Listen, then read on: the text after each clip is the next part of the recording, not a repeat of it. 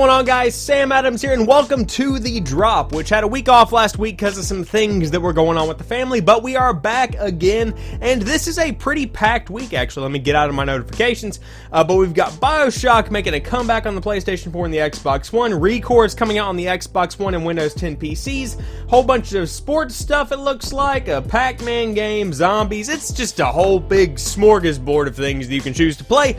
Pretty much every genre is represented here, except for first-person shooters, which are obviously going to come sometime between the last week of October and the entire month of November. All of that being said, without further ado, let's go ahead and jump into it. Alright, so kicking things off, we have the BioShock collection coming to the PlayStation 4 and the Xbox One. Return to the cities of Rapture and Columbia and experience the award-winning BioShock franchise like never before, beautifully remastered in 1080p. BioShock the collection contains all single-player content from BioShock, BioShock 2, and BioShock Infinite, all single-player add-on content, the Columbia's Finest Pack, and director's commentary imagining BioShock featuring Ken Levine and Sean Robertson. Alright, so BioShock the collection, what is there to be said about it? These are some of the most iconic games of, I would say, the past decade, mainly because of the way that they really create an atmosphere and drag the player into the world of either Rapture or Columbia. Of course, it's set either below the sea or above the clouds, depending on what game you are playing. Obviously, the first two are set in the underwater city of Rapture, and then the other one is the Infinite, which is the most recent one, is set above the clouds, but they're all in the same universe. It's a very interesting world, and it's one of the few games that I can honestly say, whenever you sit down to play it, you are completely and totally engulfed in what is going on. The world is very interesting. The commentary from either NPC characters or main characters within the game, it's all very, very interesting. And I love the fact that you don't necessarily have to confront the big daddies right off the bat. You can kind of wander around and really explore the cities if you did want to do so. Now, of course, Infinite is a little bit of a different kind of beast, but it's got that same core gameplay to it, and they're all really, really good games. I have to admit that if you haven't played BioShock up until now, whether it be BioShock 1, BioShock 2, or BioShock Infinite, you really should consider picking this one up for the PlayStation 4 or the Xbox One. So now for my PC guys out there, if you have BioShock, BioShock 2, or BioShock 2 Minerva's Den, you can upgrade to the remastered HD fancy version for free. It will actually give you a separate version of the game that you will be able to see separate from the original game in your Steam library, which is definitely pretty cool. If you already have them installed, or if they're already in your Steam library, it's pretty much just going to be an option to download for free, which is definitely pretty cool, and it shows some appreciation for those longtime PC guys that have been with them from the beginning. So at the end of the day, if you haven't played BioShock, BioShock 2, or BioShock Infinite, you should definitely check out the BioShock collection because it is, like I said, looking great on PS4 and Xbox One. The improvements are seen through this video. It looks just stunning to me. I can't believe they've made this game look as good as it does. And so for original fans that want to go back to Rapture, to go back to Columbia, this is definitely the best chance to do so. And this one's coming out on the PlayStation 4 and the Xbox One, and sort of on the PC this week. Next up, we've got ReCore coming to the Xbox One and Windows 10 PCs. Now, first off, right off the bat, this is an Xbox Play Anywhere title, meaning that if you buy it on the Xbox One, you can play it on a Windows 10 PC and vice versa, which is definitely pretty cool. From the legendary creator Keiji Inafune and the makers of Metroid Prime comes ReCore, an action-adventure crafted for a new generation. As one of the last remaining humans on a planet controlled by robotic foes bent on your destruction, you must forge friendships with a courageous group of robot companions, each with unique abilities and powers. Lead this band of unlikely heroes on an epic adventure through a mysterious, dynamic world. You can't save mankind alone. Survival starts in the core. So this game has been rumored to be the spiritual successor to Metroid Prime, and that is definitely not what I'm getting from seeing the gameplay that's presented here. As many of you know, this is a game that I've been looking forward to for quite a while now as an Xbox One exclusive, sort of, now that the Xbox Play Anywhere program has been, initiated and starting to go with these games. That being said, I've been excited about it, but the kind of message of the game, what the game actually is, has been kind of muddled over the course of the past couple of years. So overall, after looking at some gameplay, I said the action, puzzle, and fighting mechanics make it out to be something of a Jak and Daxter or a Ratchet and Clank kind of experience, which would certainly line up with that action-adventure kind of description that is being provided, and with the kind of combat that I'm seeing through these trailers, I would say I'm pretty spot on that one. So let's go ahead and break down these characters. You're going to be playing as Jewel. That's the main girl that you see in a lot of the trailers, in fact, all of them. Now, you have 3 different companions that are seen through the trailer. If there are more within the game, they haven't really been discussed, or at least I couldn't find anything on them. But these 3 characters include Mac, Seth, and Duncan. Mac is the explorer. He is the dog. He looks to have some kind of a dash kind of defense mechanism against him, but this is the one that really looks around and finds a lot of the things in the world. Like I said, he's the dog. Seth is the escape artist. He's the one that looks like a spider, and he can kind of help you maneuver off the puzzles and stuff. He also functions as a turret, so there is a little bit of defense there. Now, Duncan is the heavy hitter. He looks to function kind of like a gorilla. His color is red in a lot of the trailers. If that helps you any, I'm not sure why I said that, but Duncan is pretty much going to be for those big crowds of enemies that you really need to take out right like that, or perhaps if you had to tear down some kind of wall or a structure, I bet Duncan is going to be used for that kind of thing. Now, the $40 price point is something that kind of worries me a little bit, meaning that the faith might not be fully there for ReCore. That being said, there are a ton of games out there that are $40 that are better than a lot of $60 titles, so ReCore could kind of go either way. This may well be a kind of flop for 2016 and a flop for Xbox overall, or this might very well be the next Jak and Daxter or the next generation's Ratchet and Clank. You never know how it's going to go, but I really do have faith in this game, and I hope that it turns out to be as good as I hope that it actually is. Next up, we've got NHL 17 coming to the PlayStation 4 and the Xbox One. Surprisingly enough, not on old generation consoles, including the 360 and the PS3. This is just for new gen stuff, which for me is a pretty good definitive, marking point for where we are in this console cycle. When sports games stop supporting older generation titles, is getting a little iffy. But all of that being said, all new game modes, new and deeper experiences in fan favorite modes, and the best on-ice gameplay ever make NHL 17 the most exciting EA Sports NHL game to date. Live out your hockey fantasy in an all-new draft, champions, and World Cup of Hockey game modes. Own every zone with authentic goaltenders and new battles on offense and defense and bone-crushing collision physics. The writer for this is... wow, he's really condensing this a lot. Take your team to the next level in the most customizable EA Sports Hockey League ever and bring your game to life with dozens of thrilling new goal celebrations. No matter how you play the game, NHL 17 lets you shape your legacy on and off the ice. So of course, I'm not a big hockey fan. I enjoy watching a game of hockey a lot like I watch a game of football or a game of baseball. I just like to watch the sport for about 10 to 15 minutes and then I'm good. I don't need any more than that. But this is one of the few sports franchises that I do see continuous improvements year after year, whether it be the gameplay, the graphics overall, the music, the celebrations. They do tend to put a lot of effort into the NHL franchise because a lot of people that play these games are big into the hockey, sport itself, big into the NHL, and they watch every game. It's got a very devoted fan base, I suppose, and they treat them well, and that's always good to see. But this includes everything from training to building your own team to planning your own arena. Pretty much, if you're a fan of NHL, you are going to find something to enjoy about NHL 17. So for fans of hockey, for fans of NHL, for fans that just want to try something new, maybe you're into sports, I don't know, NHL 17 is coming out this week. Will I be picking it up? Probably not. Will I be watching someone stream it or watch some gameplay of it? Probably, yeah. Next up, we've got NASCAR Heat Evolution. After over a decade, Monster Games returns to the NASCAR franchise. This all-star developer created the original NASCAR Heat and NASCAR Dirt to Daytona in the early 2000s, two of the most highly rated and best-selling NASCAR titles of all time.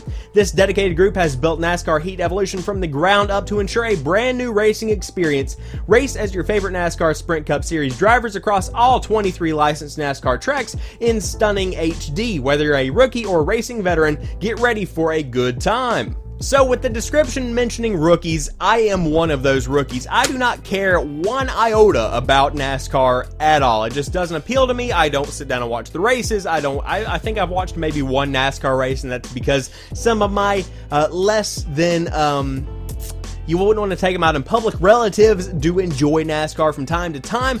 All of that being said, I used to love to play NASCAR Heat way back in the day. However, I did not like it for the racing experience 98% of the time. I would normally just turn around and go in reverse on the tracks and crash head on into like an entire crowd of drivers.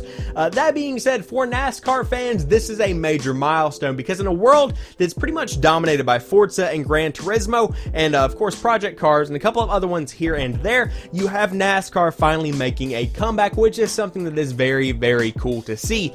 Will this bring back memories from my childhood of NASCAR Heat? Probably not. Will I pick this one up? Probably not, but it's still out there for NASCAR fans. It's still out there for people like my nephew that love NASCAR games, and I'm probably going to get him this one for Christmas, because if I had to guess, it's probably going to be on sale on Black Friday. All of that, combining into one, it's pretty good to see Monster Gaming bringing this one back, and I hope that it does turn out well for them.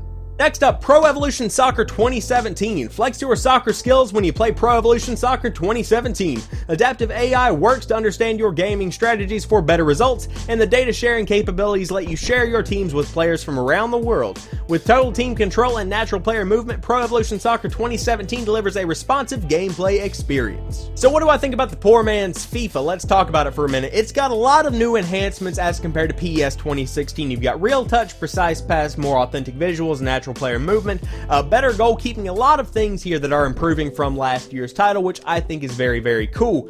For football fans that are looking for a different kind of experience than FIFA, or maybe you've just had enough of FIFA and you want to try something else, PES 2017 looks to be pretty good. I actually remember when PES was definitely the underdog. It looked like it was trying to kind of make a niche for itself, where FIFA was dominating the soccer experience as far as video games go, and it's definitely built itself up over the years to where people are starting to choose it over FIFA, because there are a ton of enhancements within PES 2017 for that soccer experience. So for fans of the sport, for fans of the soccer video games, which I know there are a ton out there, you can definitely check this one out this week. And again, it's $40 on old gen, $60 on new gen, just because of that graphical improvement, but it's cool to see that they're still supporting last generation consoles. Next up, we have Pac-Man Championship Edition 2. There was no official write-up that I could find on this one. That being said, I describe Pac-Man Championship Edition 2 as an incredibly chaotic twist on the Pac-Man that we all know and love. Now, I could try and describe it more, but it's best to just kind of show you guys the gameplay and let you see this stuff for yourselves, because I was pretty impressed with it. Now, that being said, I'm a little bit biased. I was a huge fan of the original Pac-Man Championship Edition DX Plus, I believe is what the best version of the game was called. That is out on most everything, including mobile. I would give that one a shot. But for Pac-Man Championship Edition 2, I believe you can get it for right around $10.99 on PS4 if you have PlayStation Plus, and I think the similar discount is on Steam and Xbox One as well, but check this thing out.